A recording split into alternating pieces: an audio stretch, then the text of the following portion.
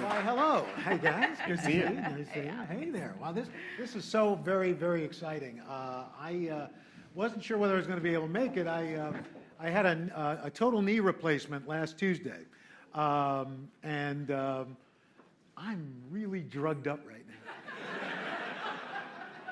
I think I'm in Hawaii, so I don't really know where I am. But that's the beauty of live, you know, so that at any moment, this could all fall apart, and you can all witness it. That's why we love live. I have been in this business, in broadcasting. I got my first job in 1974. I was a sophomore in college in upstate New York, and I got a job at WHEN TV in Syracuse. And thank you for that tepid response. That was fantastic. I love live television. I didn't even plan on being on television or in broadcasting on TV. I wanted to work behind the scenes. I wanted to be a producer. I wanted to be a writer. And I just fell into that. And in a way, that's kind of the way I feel about live streaming. Nobody knows exactly where it's going to go. It's like radio back in the 20s when people decided, you know, we're going to put up this transmitter and we're going to broadcast. We don't know what's going to happen. And we are now at this point where live television broadcasting has come full circle. Back in the 50s, it was all live. There was no tape. There was no film. It was live. And that's why I think everybody's so excited about this, because as it happens, it is happening. And one of the bulwarks of live broadcasting, and when I say television and broadcasting, I mean as long as there's a screen, it's being broadcast, whether it's on your phone, your tablet, your television, your computer. Eventually, if it's on a graft on your eyeball, you're just looking at what everybody's walking around watching television. You know, hold on a second, I got a fax coming in. Anyway, it's really exciting, and one of the premier pieces of content that has always been part of broadcasting and live broadcasting is sports. Sports is the piece of programming that, other than maybe food and news, drives live programming. And one of the premier properties in sports are the Olympics. And the Olympics have become synonymous with NBC, which I'm very proud of. It is, when people look at the idea of sports programming, live programming, and taking programming to the next level, NBC Sports has always been at the forefront of what's next. When it first started, it was on our network, NBC. And as cable has become a more ubiquitous part of our lives, and NBC and NBC Universal and Comcast has an unparalleled suite of cable channels and digital networks, that programming has been able to migrate to those channels. But also, with the advent of live streaming, NBC Sports has been a leader at the forefront of being part of this live streaming revolution. And a man that I know personally, because I worked with him very closely when he was the executive producer of the Today Show, and now is the man who's in charge of the Olympics for NBC, Mr. Jim Bell, who is one of those guys who's not afraid to innovate, not afraid to lead, and what I love about him is he's not afraid to fail. He's not afraid to take a chance. And because of that, he has been so successful. And besides that, he is to me, the perfect melding of everything about live streaming. He's got an entrepreneurial spirit, he's got a great sense of humor, and like me, he loves to eat, which is why he's in sports. He's not in it for the sports, he's in it for the travel to go to different places to eat and be a part of the Olympics. Ladies and gentlemen, the man who helps lead the effort for NBC Sports and the Olympics and live streaming, Mr. Jim Bell. Thank you, Albert. Morning, everybody. Thanks a lot for having me. Appreciate it, Al. Yes, Rio was just my 11th Olympics, and the first several were working just for NBC Olympics on the Olympics, and then, as Al mentioned, I joined him on the Today Show, and my first Olympics with the Today Show was 10 years ago in Torino, Italy, and Al said, well, you know, Matt and I have to do a thing. We have to do an Olympic sport, and to me, the Olympics is a very sacred, important, hallowed thing, and he said, okay, well, what are you going to do? He said, well, let us just go do it. This is your first Olympics at the Today Show. We'll explain it to you, and we'll show you the tape. And they showed me the tape, and it was Al and Matt doing the two-man luge in full bodysuits, an image that no one should ever have to endure. Pretty rough, but a great time. And as you can see, the Olympics play well in the morning on the Today Show, in prime time, on cable, and on streaming. One of Al, my favorite films is Ghostbusters, and as I was thinking about coming here today, I was reminded of the great scene at the beginning where Venkman is talking to, or Bill Murray talking to Dan Aykroyd in Columbia, because it feels like an appropriate moment in the media right now when they had just been let go from Columbia, and said, what are we going to do? And Bill Murray just kind of grinned and took a pull of some whiskey and said, I don't know. And where are we going to get the money? I don't know. But he had this kind of irrepressible optimism to it that, of course, led to great success. And so I think we have some of that within ourselves as we look at this sort of daunting, interesting, crazy moment in our future. I'm thrilled to talk about the Rio Olympics and get away from the election, if only for a little while. And I do want to encourage people, please, if you have questions, I'm hopeful this is going to be as interactive as possible. I'll talk for a little bit. I'll throw some numbers at you, some of which will make sense, some of which may not make sense, some of which, frankly, I don't quite fully grasp. But look, we went into Rio this summer, I think, well documented, a lot of challenges heading into those Olympics. Everything from the Zika virus, political and economic turmoil, concerns about crime, water pollution, what was going to happen, were people going to be safe? And, you know, to their credit, I should say, they pulled it off and they did a wonderful job. And everyone got out of there fine, except perhaps Ryan Lochte's reputation. And we lived to tell the tale. So how did we, NBC Universal, make out in Rio? Pretty good.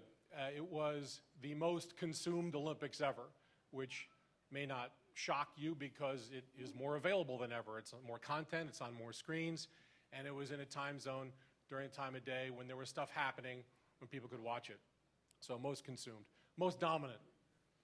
Most dominant means it was, in every spectrum it was in against its competitors, winning by more than it had ever won before. On the broadcast side, on the cable side, on the digital side, and in terms of social engagement, it was the most dominant Olympics NBC has ever had. And then one that is perhaps a little less murky, it was the most profitable Olympics ever.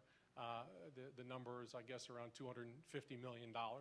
And so that's really great and fantastic, and we can take those numbers and kind of go back and say, oh, what do we do next? It was merely 20 years ago in Atlanta at the 1996 Olympics when there was a grand total available to watch of 170 hours of the Olympics, 170. And again, I just said, that's not 1896, it's 1996. That's a time when at least a few people in this room can remember. Fast forward 20 years, went from 170 hours on broadcast on NBC to nearly 7,000 hours of content available to touch at the Rio Olympics. It's a staggering figure, and it speaks to the power of the brand and our company's ability to pump it out and hopefully, while doing so, maintain that polish and prestige that the Olympics has had. So a brief pop quiz. There were a total, these are the figures that start, you know, we're sort of uncharted waters here with 7,000 hours and, you know, streaming and all this stuff that we're here to talk about and try and sift through and see if we can unpack a little bit. There were 200 billion minutes of Olympic content that was consumed from our linear and digital platforms, okay? 200 billion minutes. What percentage does anyone think was digital versus linear? Or how, I'll make it easier. How much do people think the digital representative of that 200 billion minutes. 10%, 20%, 30%, 50%? Anybody want to throw out, what do you think? 60? Yeah.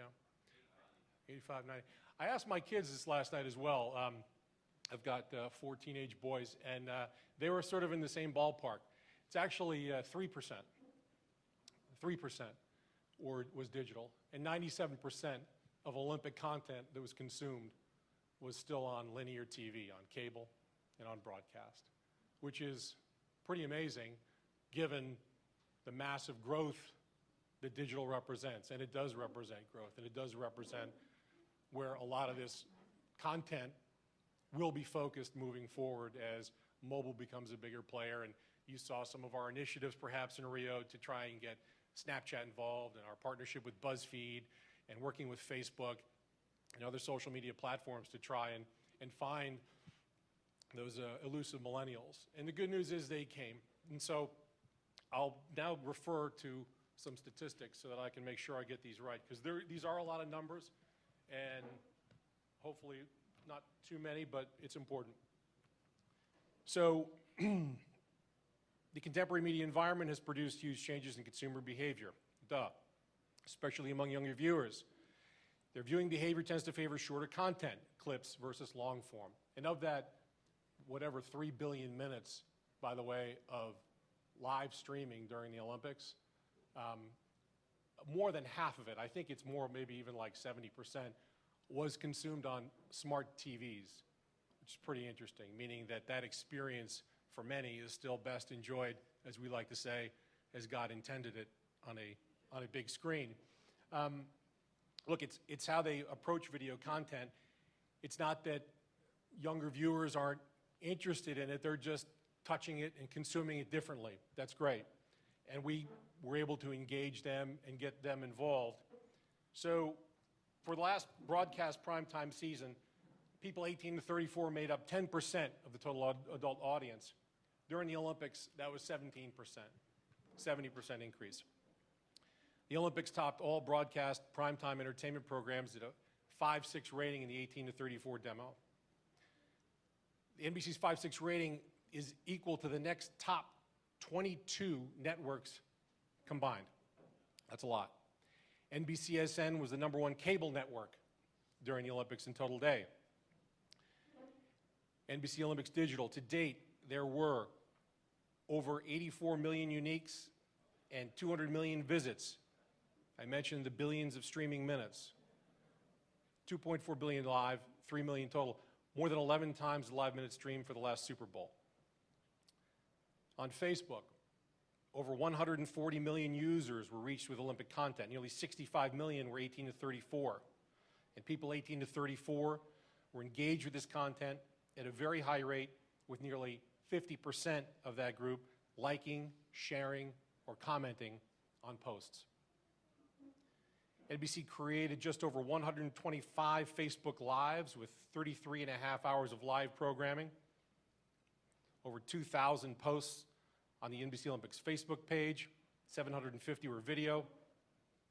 Snapchat, you may have, we sort of farmed out our Snapchatting to our friends at BuzzFeed, who I think had a little bit of better ability to communicate with that audience, and that paid some rewards.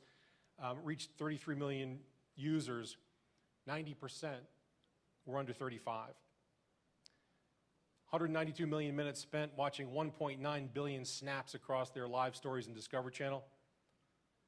And, you know, I could go on. I think you get the point.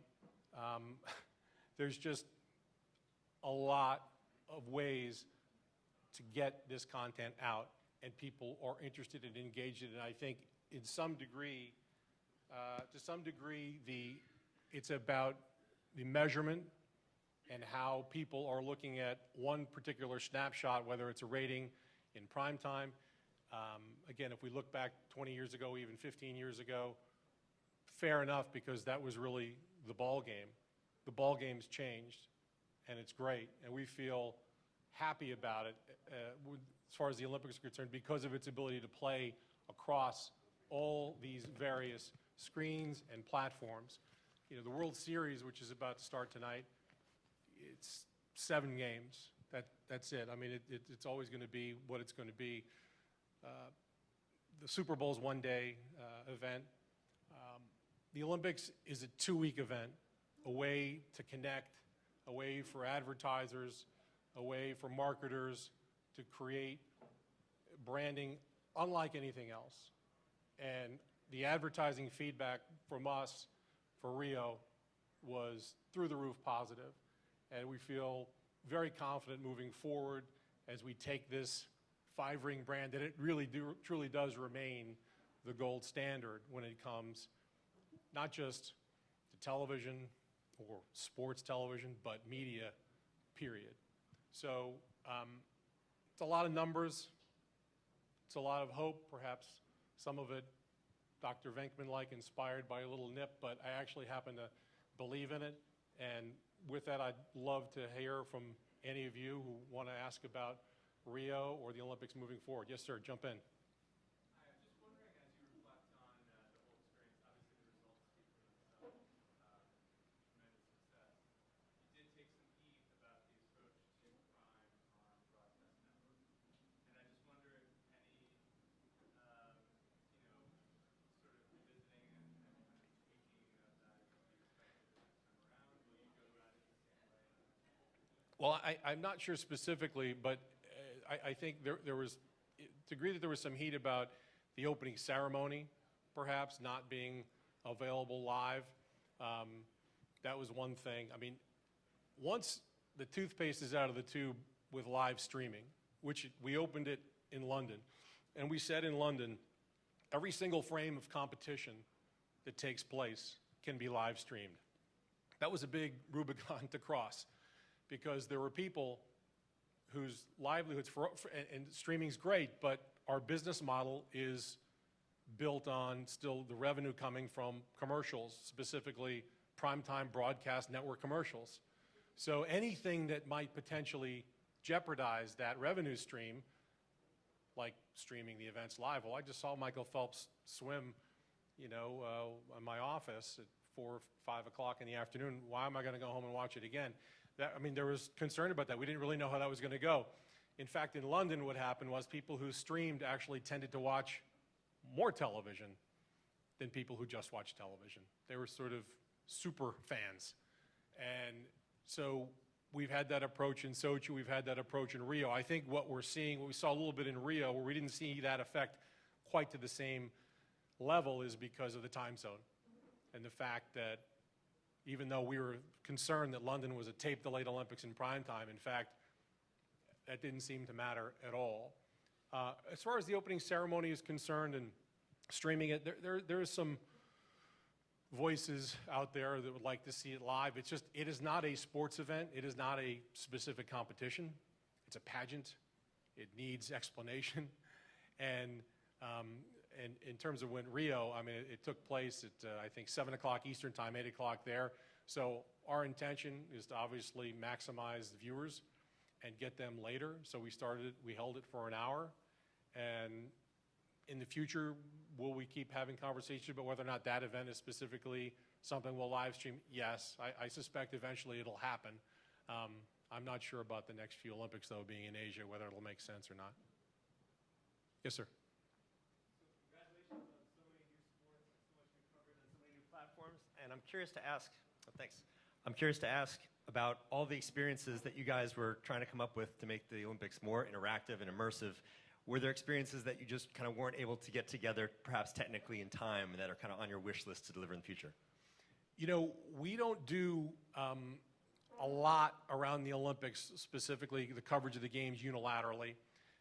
We work with our partners at the IOC and specifically their television wing, called Olympic Broadcasting Services. They're based in Madrid, so that if we want to have a drone camera or a jib camera or try and figure out some way to engage with 4K or virtual reality, we work with them, and in turn they have to work through the various sports federations to get approval for stuff, to make sure that the athletes are safe and everything's cool and kosher. But I think every Olympics, we try something. There wasn't anything specifically around Rio that I don't feel like we accomplished. I think our big emphasis there was on the social piece, was on trying to get Snapchat involved, Facebook involved, trying to make sure we were touching. I mean, again, from London, just taking that leap and saying, we're going to stream everything live. Let's just get it out there and see what happens. And the results, again, are pretty promising. Now it's, you know, down to how are we measuring that audience, how are we monetizing that audience. That's a pretty familiar conundrum in the industry. Yes, sir. In advertising for live streaming, was that offered as its own package to advertisers, or is that an add-on to a purchase that they were making on top of it? The question was whether the advertising on live streaming was able to be purchased unilaterally. No, you had to be across. You couldn't just cherry pick a digital thing. You had to be involved and engaged on a bigger level than just digital or just broadcast. Yes, sir. Do you have a sense of how well the digital streams monetize compared to television? I'm told better, actually.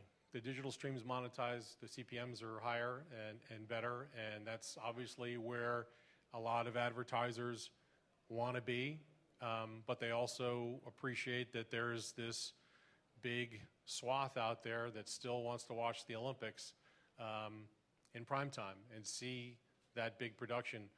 I think that'll continue for a while, frankly, and I'm hopeful that the digital streaming and the social pieces will just be a rising tide that continues to lift the boat instead of a cannibalizing bad tide that eats the boat or whatever. Yes, sir.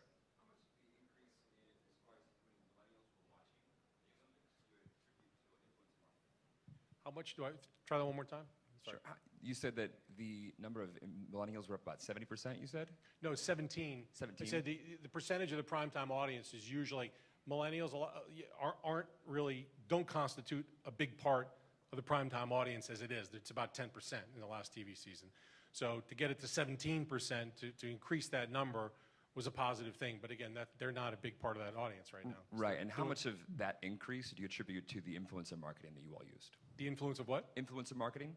Having social influencers come down? I'm hopeful a lot. I think no question there's a lot of it out there, and just the enthusiasm about this communal experience. You know, we like to joke that our target demo is America.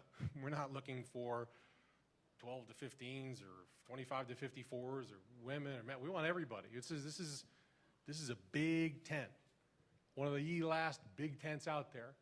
Now, that tent, there may be different people in different areas of the tent, but it's still a big tent.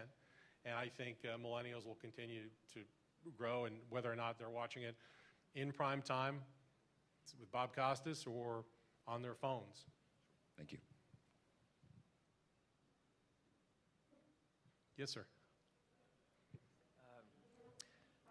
Come on, where are them girls at? All the guys are asking questions. Do you think it's a bit deceptive with broadcast to say live on TV, knowing that there's about a 5-minute tape delay, and as I'm consuming content, I can see Michael Phelps just won this race that's just starting as I'm viewing? What do you mean tape delay? Like, You mean with the lag just in... the lag and the few minutes behind that the television audience was. I believe there was some bit of tape delay for just unpredictable content that might happen. Is that for a user a bit deceptive to call it still just live? No, I think what you might be referring to, TV is live. It's not a few minutes. It's live. There may be a few seconds, but it's live.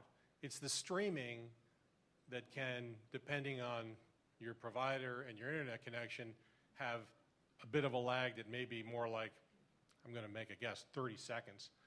But I don't think minutes. But in terms of the disparity between what's on the television live and what's on your laptop live, even though, there's going to be discrepancy there. Just, I mean, if you've streamed anything, you know that. But no, I don't think it's disingenuous, no.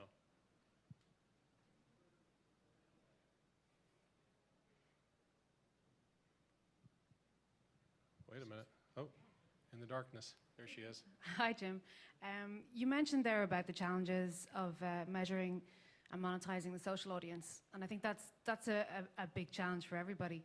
But with an event the size of the Olympics, what were the key challenges for you?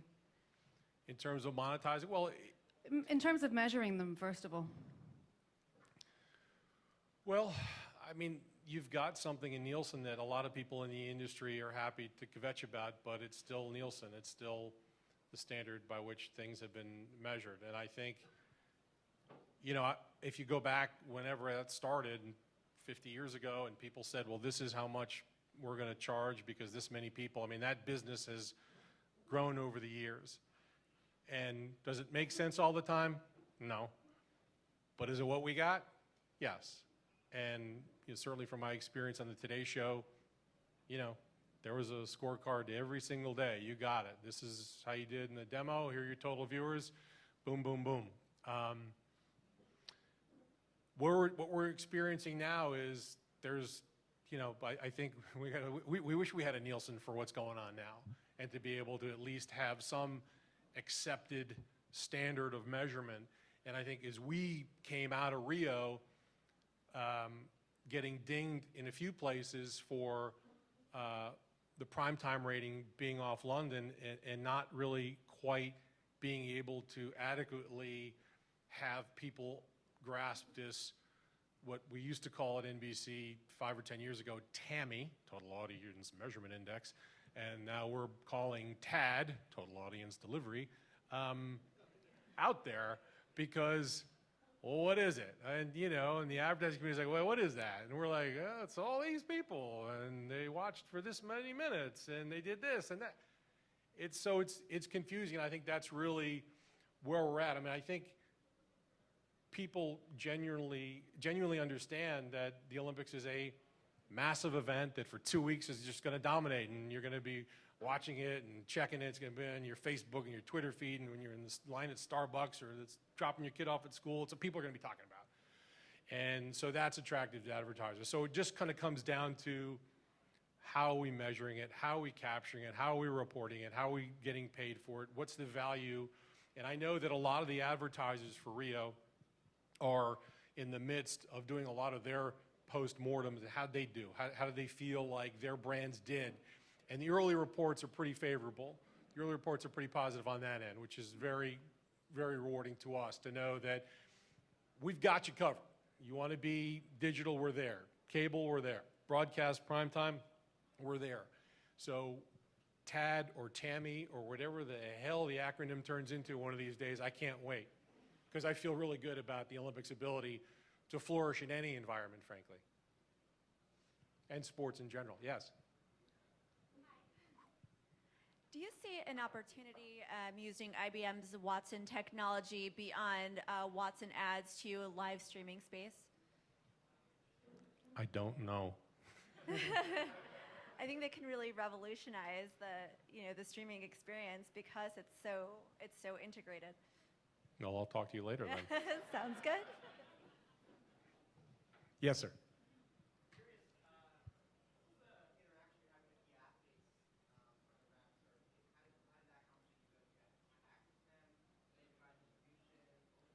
The athletes? Just in general, in terms of how do we cover them, how do we interact with them? That's an interesting, yeah, okay, yeah, that's an interesting question you've asked.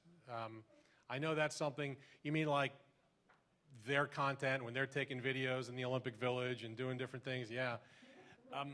That's a very good question. I was in Switzerland not 3 weeks ago, and that was a topic on the table that we're hoping that can be addressed moving forward at the highest levels of the IOC, so that we don't, and the rights-holding broadcasters who put up a lot of money don't get ambushed because an athlete has with Burger King and starts going around, oh, you can just see this athlete's feed only at BurgerKing.com, and McDonald's is going, hey, what the hell?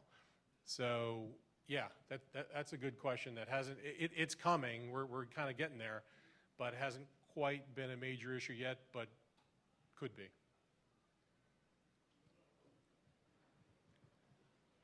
Do you think there's too much advertising in the Olympics, and did you guys get any viewer or consumer feedback on that in terms of the amount of ads at time, especially in the broadcast? You can go on Twitter and basically just sort of say, outrage over blank.